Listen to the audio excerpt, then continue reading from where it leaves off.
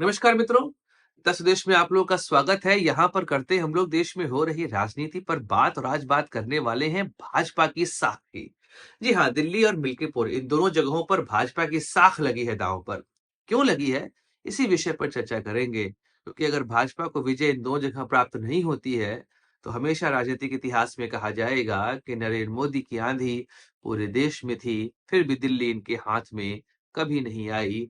और यही बात मिल्कीपुर के लिए कही जाएगी कि जब भाजपा, क्योंकि राम मंदिर मुद्दे के आधार पर ही देश में अपनी राजनीति करते चली आई है, जब उसने राम मंदिर का निर्माण करवाया तो वह फैजाबाद भी हार गए और अयोध्या के अंदर आने वाली मिल्कीपुर सीट भी हार गए। तो ऐसे में इस विषय पर आज करेंगे चर्चा। नमस्कार दोस्तों, मैं हूं सुधांशु, आप देख रहे हैं द स्वदेश।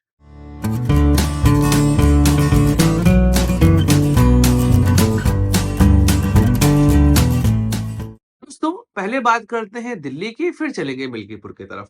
दिल्ली देश का दिल कहा जाता है। देश के हर तबके के लोग, हर जाति के लोग, हर धर्म के लोग इस क्षेत्र में रहते हैं। ऐसे में यहाँ पर 1993 में पहली बार होता है विधानसभा का चुनाव, जब एनसीटी बनाया गया। इस चुनाव में भाजपा को जीत मिली। भाजपा ने 1993 से 1998 तक यहाँ पर सरकार बनाई। लेकिन 97-98 के दौर में प्याज के दाम बड़े महंगे होते हैं, इतने महंगे कि आम आदमी गुस्सा हो जाता है। अटल बिहारी वाजपेयी बहुत प्रयास करते हैं, फिर भी वह भाजपा की सरकार को रिपीट नहीं करवाते हैं, और मात्र एक प्याज के दाम ने भाजपा की सरकार को दिल्ली से खत्म कर दिया। और ऐसा खत्म किया कि 98 की हार लगातार चलते चलते 2020 तक आ गई। चलिए हम 98, उसके बाद 2003, 2008 की बात नहीं करते हैं। 2013 देश की राजनीति में बहुत बड़ा परिवर्तन। एक तरफ आम आदमी पार्टी के नाम से नई पार्टी का उदय, तो एक तरफ देश में भाजपा ने कह दिया कि नरेंद्र मोदी हमारा प्रधानमंत्री चेहरा होंगे। उसी दौरान होता है चुनाव। लगता है कि भाजपा यहाँ पर जीत प्राप्त करेगी। 3 बार की एंटी इनकम्बेंसी फैक्टर झेल रही थी शीला दीक्षित और अरविंद केजरीवाल, एक नवोदित नेता। ऐसे में सबको लगा कि भाजपा तो सरकार बनाएगी, लेकिन 31 सीट पर आकर भाजपा ठिठक गई। हाथ आया पर मुंह न लगा, कुछ ऐसा ही हुआ। भाजपा ने वहां पर एक रणनीतिक भूल करी कि उन्होंने सरकार नहीं बनाई। उनको सरकार बनानी चाहिए थी, बहुमत प्रूव करना तो वह एलजी के हाथ में होता, लेकिन भाजपा ने कह दिया कि हम सरकार नहीं बनाएंगे। यहीं पर कांग्रेस ने खेला नहले पर दहला, और कांग्रेस ने कहा कि हम आम आदमी पार्टी को देंगे समर्थन, बनेगी सरकार कांग्रेस और आम आदमी पार्टी की। सरकार चली 49 दिन, लेकिन उसके बाद देश की राजनीति में एक बहुत बड़ा परिवर्तन हुआ। वह परिवर्तन था भाजपा की सरकार केंद्र में आई और नरेंद्र मोदी बने देश के प्रधानमंत्री। दिल्ली में लग चुका था राष्ट्रपति शासन, क्योंकि 49 दिन की सरकार के बाद आम आदमी पार्टी ने कांग्रेस से अपना समर्थन वापस ले लिया था। अब उसके बाद लग गया था राष्ट्रपति शासन, और वह लगभग चला 1 साल। 2015 के फरवरी में हुआ चुनाव। भाजपा अपने लहर पर सवार थी कि नरेंद्र मोदी की लहर में इस बार तो भाजपा दिल्ली जीत कर रहेगी। लेकिन 15 का चुनाव होता है, मोदी की लहर पर झाड़ू मारा आम आदमी पार्टी ने और 67 सीटें प्राप्त करी। मात्र 3 सीटों पर विजय प्राप्त हुई भाजपा को। मोदी लहर में दिल्ली एक बार हाथ से निकल गई। 2019 में और बड़ी विक्ट्री, 303 सीटों की प्राप्ति।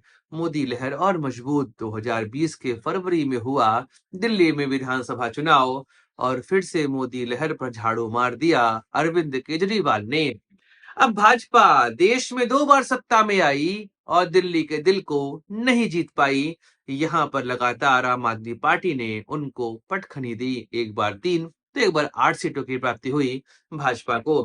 अब आप अगर देखेंगे तो पूरे देश में भाजपा कुछ न कुछ गेन हर समय करती आई है, जब से नरेंद्र मोदी का दौर भाजपा में शुरू हुआ है। यहाँ तक कि उन्होंने साउथ इंडिया के सबसे बड़े गढ़ केरल को भी जीत ही लिया, वहां पर भी खाता खोल ही लिया है। यहाँ तक कि वेस्ट बंगाल में वो बन चुके हैं मुख्य विपक्षी दल, जहां पर एक समय कांग्रेस, टीएमसी और सीपीआई ही हुआ करते थे, लेकिन आज भाजपा वहां पर मुख्य विपक्षी दल है। उड़ीसा, वहां पर भी भाजपा को विजय प्राप्त हुई। 5 बार से लगातार सीएम चल रहे नवीन पटनायक की सरकार को हटाकर वहां पर भाजपा ने शानदार विजय प्राप्त की। यहाँ तक कि आंध्र प्रदेश में गठबंधन के साथ ही कर्नाटका में 2 बार सरकार बना लिए और अभी महाराष्ट्र में पाए उन्होंने बहुत वहां पर प्राप्त की बहुत बड़ी जीत। और छत्तीसगढ़, राजस्थान जैसे क्षेत्र जहां पर कोई सरकार बनाने की उम्मीद नहीं कर रहा था, कोई भाजपा को जीत नहीं दे रहा था, वहां पर भी भाजपा जीत प्राप्त करती है। और सबसे बड़ी विक्ट्री जम्मू एंड कश्मीर जहां पर महबूबा मुफ्ती के साथ मिलकर उन्होंने सरकार चलाई। मतलब देश का हर एक कोना भाजपा ने वहां पर अपनी सरकार बनाई, अपनी विजय गाथा लिखी। लेकिन जब बात आती है दिल्ली की, तो यहाँ पर हो चुके हैं लगभग 30 साल, 30 नहीं 28 साल के आसपास हो चुके हैं। 28 साल में भाजपा ने यहाँ पर विजय प्राप्त नहीं की। लगातार प्रयास जारी हैं, लेकिन विजय नहीं मिल रही है। बहुत सुनहरा मौका इस बार उनको मिला है क्योंकि आम आदमी पार्टी के खिलाफ एंटी इनकम्बेंसी है। अगर आप इस समय हर तरफ देखेंगे तो एग्जिट पोल भाजपा का गुणगान करते हमको दिखाई दे रहे हैं। लेकिन एग्जिट पोल ने पिछले एक साल में जो नतीजे दिए हैं, इन पर भरोसा तो आप नहीं कर सकते। 2024 का लोकसभा चुनाव देखिए, हर तरफ भाजपा, भाजपा, भाजपा, लेकिन भाजपा को यहाँ पर 240 सीटें मिली। फिर चलिए हरियाणा, हर तरफ कांग्रेस, कांग्रेस, कांग्रेस, लेकिन भाजपा को वहां पर विजय प्राप्त हुई। झारखंड, जम्मू कश्मीर, यहाँ पर भी भाजपा की विजय की घोषणा की गई, पर वहां पर भी विजय नहीं मिली। महाराष्ट्र में कांग्रेस को विजय दी गई, पर वहां पर भी भाजपा जीत कर आई। ऐसे में एग्जिट पोल पर कितना भरोसा करें, यह कहना उचित नहीं होगा, क्योंकि अभी एग्जिट पोल करने वाले भी खुद के दिए गए अनुमान पर भरोसा नहीं करते हैं। तो अब भाजपा की साख लगी है दांव पर, क्योंकि नरेंद्र मोदी और अमित शाह लगातार प्रयास कर रहे हैं पिछले 11 सालों से कि यहाँ पर विजय मिल जाए। लेकिन अरविंद केजरीवाल की झाड़ू हर बार उनके इस उम्मीद पर पानी फिर जाती है, और ऐसे में यह कोशिश है कि सरकार बनाई जाए। माहौल पक्ष में है, अरविंद केजरीवाल के खिलाफ एंटी इनकम्बेंसी है, लेकिन फिर भी भाजपा की राहें इतनी आसान नहीं है, क्योंकि वोट शेयर में है लगभग 15% का अंतर।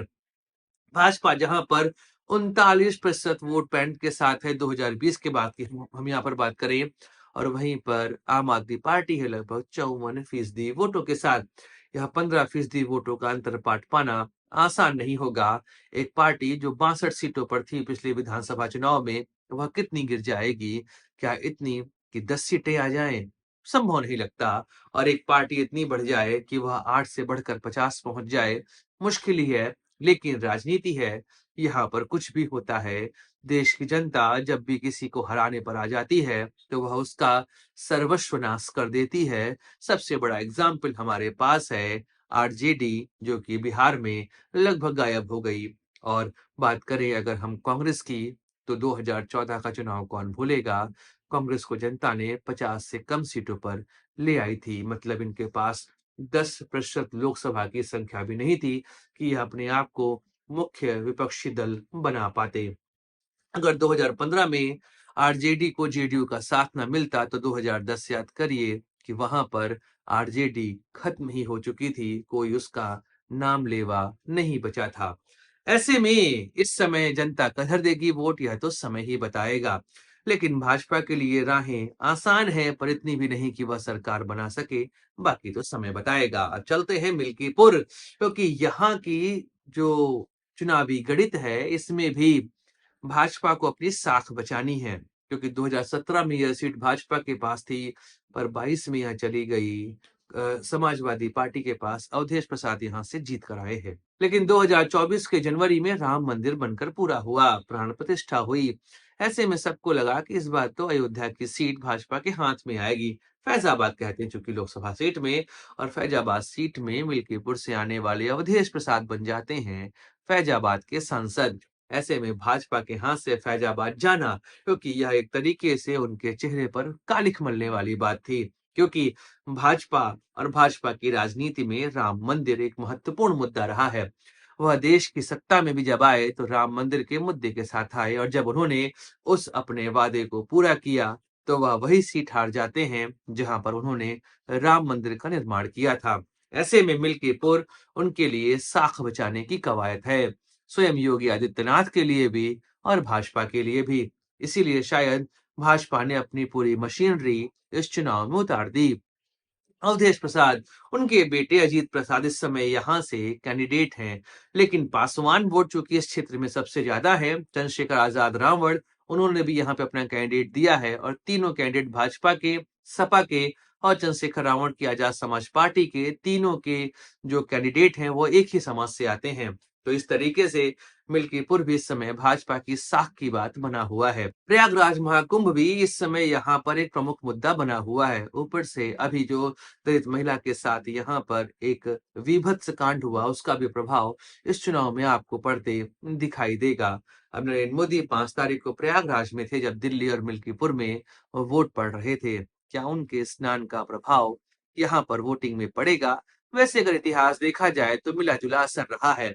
2019 में जहां उनको फायदा हुआ तो 2024 में इसका बहुत बड़ा घाटा उनको देखने को मिला था। तो यह नहीं कह सकते कि चुनाव वाले दिन नरेंद्र मोदी जिस तरीके से धार्मिक राजनीति करते हमको दिखाई देते हैं, उसका प्रभाव वोटिंग पैटर्न पर पड़ता है। बाकी तो समय बताएगा। बट मिल्कीपुर भी भाजपा के लिए साख की बात बना हुआ है, क्योंकि अगर यहाँ पर इनको हार मिलती है तो फिर यह नैरेटिव बनेगा कि भाजपा और राम मंदिर का मुद्दा इनके समर्थन में कभी नहीं रहा और यह नैरेटिव बनाया जाएगा कि देश की राजनीति में भाजपा राम मंदिर का प्रयोग हमेशा राजनीति के लिए की है और जनता इसे कभी पसंद नहीं करी है। बाकी समय बताएगा। 8 तारीख को आएंगे नतीजे, हम करेंगे बात। दोस्तों, वीडियो समाप्त करते हैं। अपने दोस्त सुधांशु को दीजिए इजाजत। Like share subscribe the channel. जय हिंद, वंदे मातरम, भारत माता की जय।